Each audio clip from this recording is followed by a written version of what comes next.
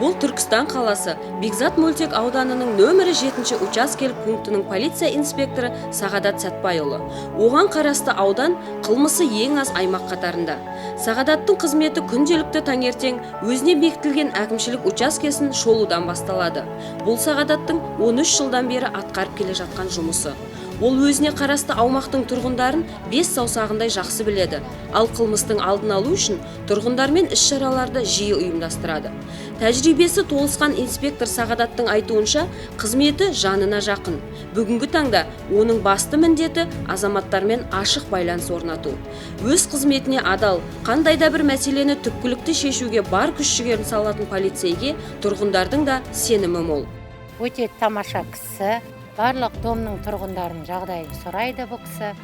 Дом әр квартира көріп шығады. Бұл кісіге барлық домна разы.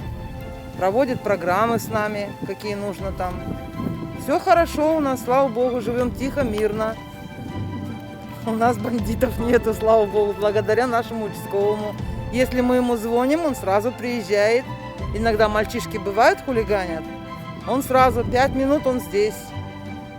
У нас хороший участковый. Учаскелік полицейдің әр күні сан қилы оқиғаларға толы. Бірде аумақты аралап жүрген кезде жедел басқару арқылы хабарлама түседі. Хабарлама бойынша дереу барғанымызда Бекзат Мөлтек ауданы тұрғыны Жаңақорған облысынан келген қонағы үйінен шығып адасып кеткені туралы арызданады.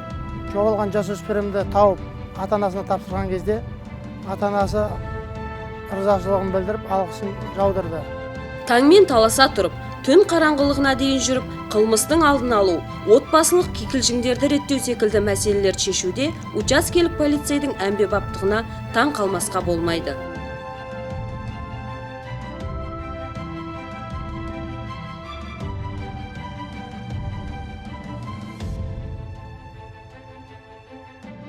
Әйтеуір қаламыз азында кетіп, түске келеді әйтеуір.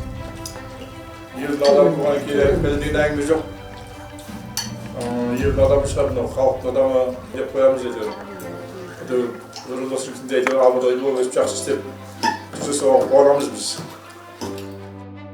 Сағадат үшін халыққа қалтқысыз қызмет ету үлкен абырой.